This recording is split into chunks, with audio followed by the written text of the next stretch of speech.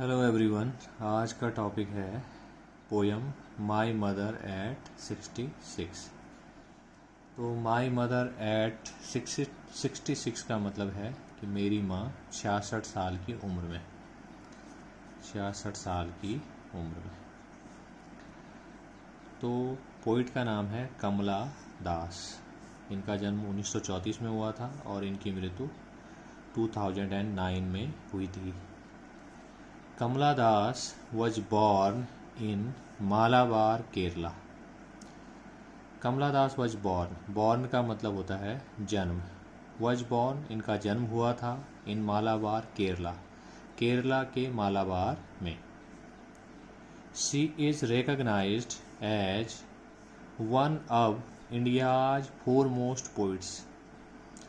foremost का मतलब होता है फर्स्ट, या आप कह सकते हैं चीफ, मुख्य, जो प्रथम श्रेणी के, जो अग्रणी लोग हैं। तो फोरमोस्ट अग्रणी, प्रथम। इंडियाज फोरमोस्ट भारत के अग्रणी, पोइट्स मीन्स कवि। एज वन ऑफ मीन्स एक, में से एक। रिकग्नाइज का मतलब होता है पहचानना। सो शी इज़ रिकग्नाइज्ड, उनको पहचाना जाता है। एज मीन्स जैसे, one of India's foremost poets, Bharat के अग्रणी कवियों में से एक के रूप में। तो भारत के जो अग्रणी कवि हैं, पोइट्स हैं, फोरमोस्ट पोइट्स हैं, उनमें से एक के रूप में जो है इनकी पहचान की जाती है।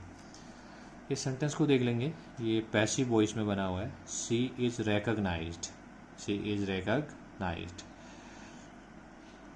नेक्स्ट है, her works are known for their originality, versatility and the indigenous flavour of the soil.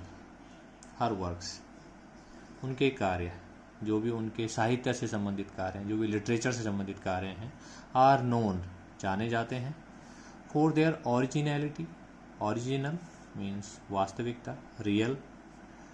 वर्सैटिलिटी, वर्सैटिलिटी जो है वर्सैटल शब्द से बना है, इसके उच्चारण देख लेंगे। वर्सैटल, इसका एक और उच्चारण है वर्सेटाइल।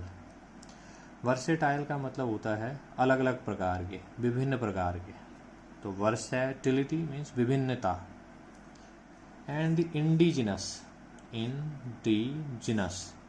इंडिजिनस का मतलब होता है नेटिव। नेटिव का मतलब होता है क्षेत्रीय, क्षेत्र से संबंधित। फ्लेवर का मतलब होता है खुशबू। ऑफ द सॉयल मीन्स मिट्टी की या भूमि की। तो भूमि की जो क्षेत्रीय खुशबू है या क्षेत्रीयता है, जैसे कोई देश है या कोई क्षेत्र है, कोई राज्य है, उसका एक अपना फ्लेवर होता है, एक अपनी विशेषता होती है। तो उन सभी को जो है, उस फ्लेवर को हम इनके कार्यों में देख सकते हैं। तो इनके कार्य जो हैं ओरिजिनल हैं, वर्सेटल हैं, और उनमें इंडिजिनस फ्लेवर है ऑफ द सॉयल, मिट्टी का। ऑफ सॉयल मीन्स मिट्टी का मतलब यहाँ पर है विशेष क्षेत्र से, विशेष क्षेत्र से। इस सेंटेंस को भी देख लेंगे, ये पैसिव वॉइस में बना है। Her works are known, verb third form में। She is recognise, verb third form में। Next, Kamala Das has published many novels and short stories in English and Malayalam under the name Madhavi Kutti. Kamala Das has published, publish means छापना या छपवाना या print करना। Has published, publish का third form published. कमला दास ने publish करवाए हैं many novels, बहुत सारे उपन्यास, एंड शॉर्ट स्टोरीज, छोटी कहानियाँ। नॉवल, जैसे कि आप जानते हैं, नॉवल एक लंबी कहानी होती है जो 200 या 300 पेजों तक चलती है। इन इंग्लिश एंड मलयालम, अंग्रेजी और मलयालम भाषा में। अंडर द नेम माधवी कुट्टी, माधवी कुट्टी नाम से। तो उन्होंने जो अपने साहित्य के लिए जो नाम जो चूज किया, जो अपनाया, वो था माधवी कुट्टी। उनका ओरिजिनल नाम था कमला दास, लेकिन साहित्य जो भी उन्होंने लिखा है, जो भी लिटरेचर उन्होंने लिखा है, वो माधवी कुट्टी से के नाम से लिखा है। both in English and Malayalam.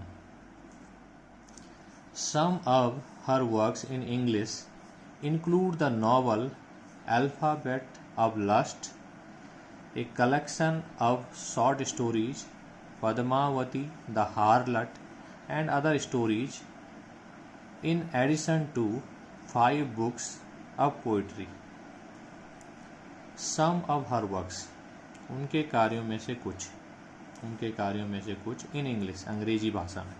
तो अंग्रेजी भाषा में जो उन्होंने कुछ कार्य किए हैं, जो भी लेखन का कार्य किया है, इंक्लूड का मतलब होता है सम्मिलित होना या उसमें शामिल है the novel alphabet of lust.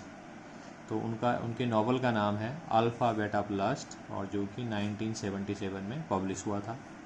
एक collection of short stories, collection का मतलब होता है संग्रह, छोटी कहानियों का संग्रह, जिसका नाम था Padmavati the हार्लट and other stories, ये 1992 में पब्लिश हुआ।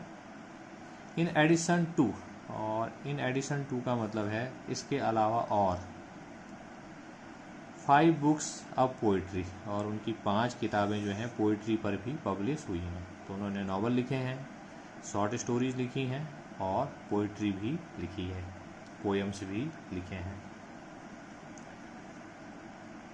She is a sensitive writer who captures the complex subtleties of human relationships in lyrical idiom. She is a sensitive writer. Sensitive का मतलब होता है संवेदनशील। राइटर, लेखक, वो एक जो है संवेदनशील लेखक हैं। Who captures, who जो, कैप्चर का मतलब होता है पकड़ना, जैसे आप पिक्चर कैप्चर करते हैं।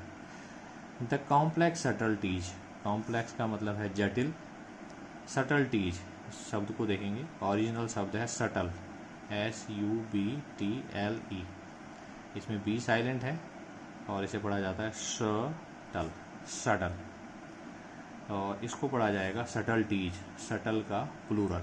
सटल का मतलब होता है स्पष्ट, क्लियर। द कॉम्प्लेक्स सटल्टीज, जो जटिलताएं हैं, अब ह्यूमन रिलेशनशिप, मानवीय संबंधों की, इन लिरिकल इडियम,